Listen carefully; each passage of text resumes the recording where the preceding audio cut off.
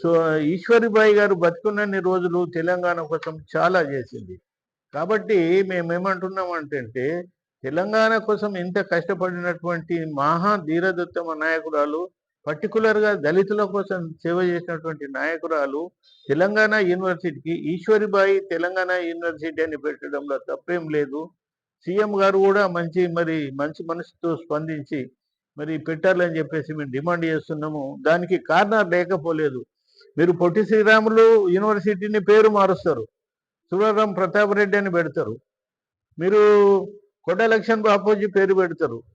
మీరు అగ్రికల్చర్ యూనివర్సిటీకి మీరు పేరు మారుస్తారు. మేము ఎందుకు మార్చిండ్రు, వాళ్ళ పేర్లు మార్చొద్దు అని అంటలేము.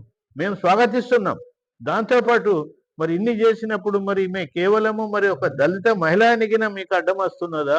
మరి ఆమె నీకు ఎవరికన్నా ఆమె దళిత మహిళ కనిపిస్తున్నదా? ఈశ్వరీబాయి గురించి తెలియని వాళ్ళు ఎవరన్నా అబ్జెక్షన్ చేస్తారేమో కానీ తెలిసిన వాళ్ళు ఎవరు కూడా చెయ్యరు అనేటువంటి మాట మనవి చేస్తున్నా. అయితే వాళ్ళు ఏం చెప్పినంటే, సార్ ఇవన్నీ విషయాలు మాకు తెలివయి మొత్తం పేరు మారుస్తున్నారేమో అని చెప్పేసి మేము ఇది చేసినాం. కానీ ఈశ్వరీబాయిని ఏడ్ చేస్తే, ఈశ్వరీబాయి తెలంగాణ యూనివర్సిటీ అని చేస్తే మాకు కూడా ఎలాంటి అభ్యంతరం లేదనే మాట కూడా మరి బీజేపీ యువజన విద్యార్థి విభాగం నాయకులు కూడా మాతోటి చెప్పడం జరిగింది.